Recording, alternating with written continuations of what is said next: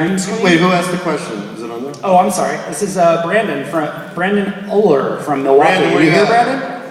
Brandon, where you at? Woo! Woo! Wherever you are.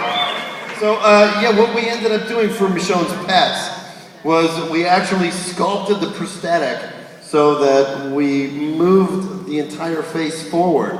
The eyes that were in it were fake eyes, so that we could use the optical illusion that the jaws were missing. So it was an actual practical gag. You know, we don't have to worry about zombies blinking so much, so we put fake eyes in the prosthetic, and then visual effects removed the arms. But it was really an effective thing. We tested it a couple times. So in the beginning of episode 8, when you see Tyrese and Sasha for the first time and they're killing walkers outside of the prison, we used the same piece and put a fake jaw on it and then ripped the jaw off. So that was all done as a practical makeup that worked really well. Of course, you know, the trick is with the contact lenses, going back to Steven's earlier story, you know, that's like looking through binoculars, so your peripheral vision is a little funky. So when you're doing stunts and stuff with these people, they can really only see through a very small margin. And those particular guys that played Michonne's Pets, because the prosthetic was built off of their face, we put fake eyes in, they were completely blind. So every scene that they were in, they couldn't see anything. We'd have to rehearse it, all their movements, and then we'd put the fake eyes in, and they couldn't see through them, and then they would do the scene. So pretty challenging. Good question. All right, this one's for Lauren. We've watched Maggie, or this is from Jim Edgeworth from West Bend. Jim, you here? Oh, is that the guy that's been saying you can do it? You guys all sound so similar. So Lauren, do you think that the group would be safer without Rick? Why or why not? Group be safer without Rick? No, I think Rick has actually gone through such a journey now. I mean, the whole Rick-Shane argument, Rick went through some times where he was flawed and he wasn't there for the group in a way he needed to be, I think, in season 2. And what you guys are seeing him go through now is a complete unraveling, which would happen if you'd gone through what Rick has gone through. But I think that what ultimately is going to come from this is a very strong leader. And I think the group has always known this, and I think we're really going to get a chance to see that. Safer with Rick. The pinnacle of this. Definitely safer with Rick. This one's from Norman, from Erica Stedman from Milwaukee. You here, Erica? Yeah! Right, close enough. You're just yelling.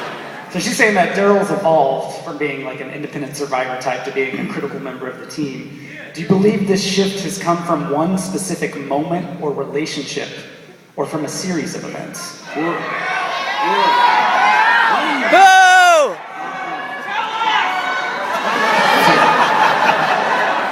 I mean, I think it's more than one thing. I think, you know, I think Daryl was destined to become Mini Merle, you know, and I think a part of him. Let me finish.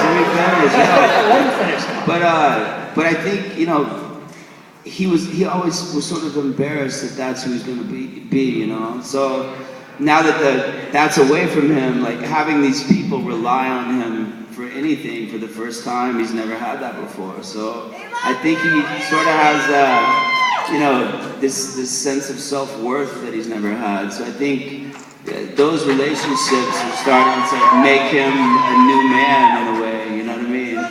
So I think that's what it is. What? I think they all want me to have sex with Carol. No! I'll nail her for sure.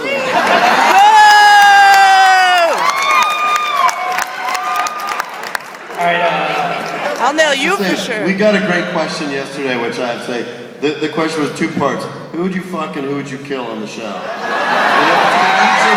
Each of the actors, my response was you fuck them, then you kill them. Or you kill them, then you fuck them. And then they come back and then you kill them again. Then you kill them again. Right, and then you fuck them again. This is a late night crowd, right? Yeah, late night crowd. This is not PG-13 today. No. This one's for Steven. This is another one from Jim Edgeworth from West Bend. Well done. Do you think that if something happens to Rick, that Glenn would be able to be leader of the group?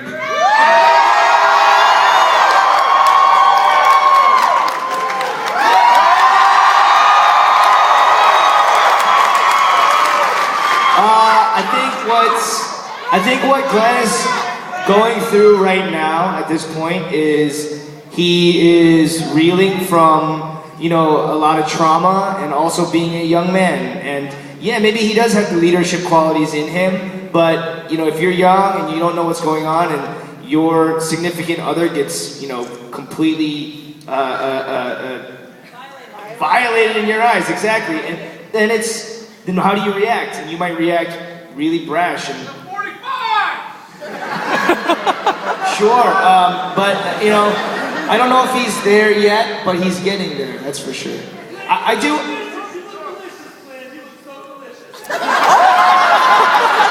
You were fucking awesome. Whoever said that, you fucking psycho. I love it. That was rad. I do want to say, is everybody like trashed here? You know what we gotta do? Can we not do those questions? What? Can we not do those questions? We're gonna take questions out here.